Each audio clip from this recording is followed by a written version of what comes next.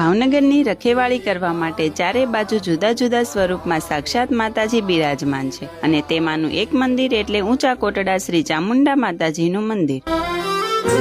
માથી મોટું કોઈ નહીં, ભલે ને હોય જળધર કે જગદીશ, સૌ કોઈ નમાવે શીશ।